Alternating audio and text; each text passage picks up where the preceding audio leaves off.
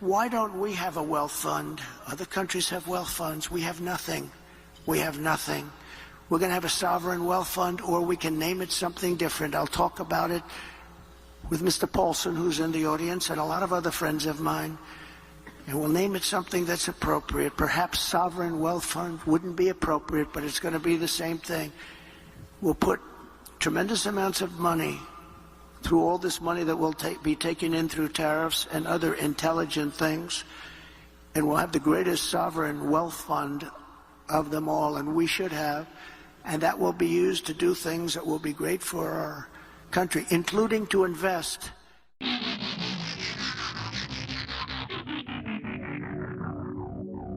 Hello and welcome to What the Just Happened Today, your essential guide to the daily shock and awe in national politics. I'm Joe Amditis. Let's get to it.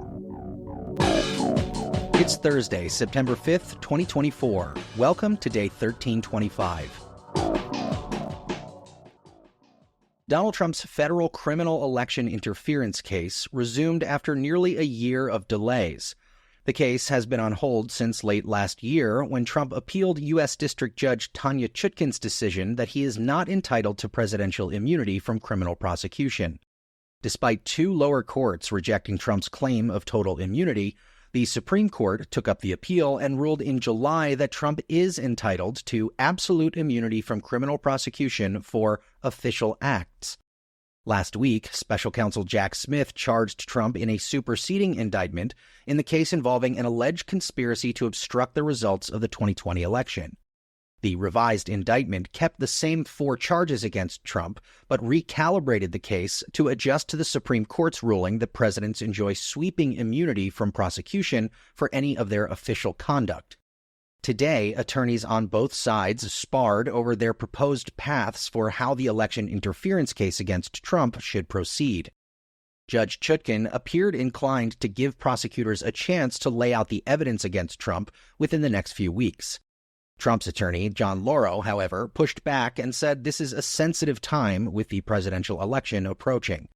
The judge responded, "The electoral process and the timing of the election is not relevant here. This court is not concerned with the electoral schedule." Moving on, Kamala Harris called for a 28% capital gains tax rate for Americans who earn at least $1 million a year, 10 points lower than Biden's proposed 39.6% top rate. The current capital gains tax is just 20%. Harris said, "While we ensure that the wealthy and big corporations pay their fair share, we will tax capital gains at a rate that rewards investment in America's innovators, founders, and small businesses."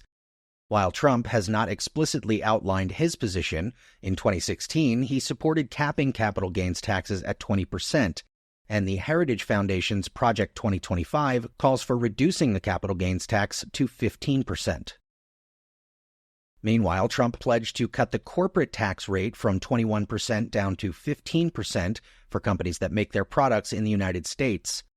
Trump has also called for tariffs from 10 to 20%, with even higher rates levied against China, which he claims would return manufacturing jobs to the United States. Economists, however, have warned that sweeping tariffs on $3 trillion worth of imports would reignite inflation. Trump also promised to ban undocumented immigrants from obtaining home mortgages. Even though out of the more than 3.4 million mortgages in 2023, only around 5,000 to 6,000 were issued under a program designed for taxpayers without Social Security numbers. Back in the Harris camp, the vice president announced plans for a $50,000 tax benefit for small businesses, expanding the current $5,000 deduction for startup expenses.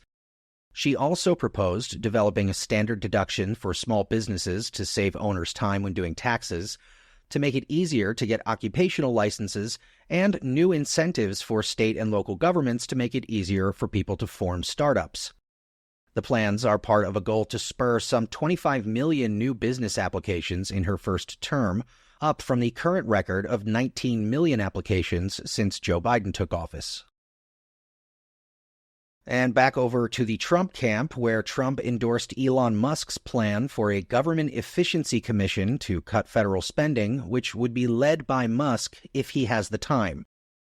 Without offering any concrete details, Trump claimed that this commission will develop an action plan to totally eliminate fraud and improper payments within 6 months by conducting a complete financial and performance audit of the federal government and making recommendations for drastic reforms.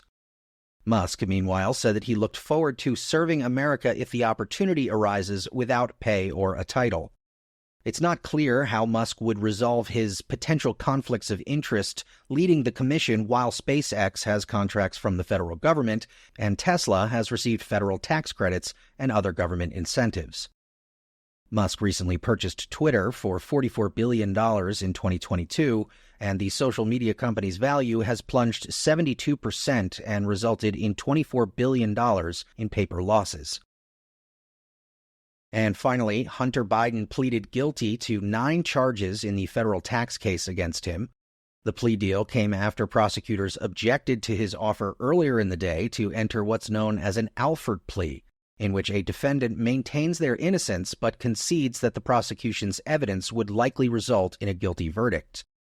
He faces up to 15 years in prison and fines of up to $1 million after pleading guilty to 3 felonies and 6 misdemeanors, on charges that he failed to pay $1.4 million in taxes from 2016 to 2019.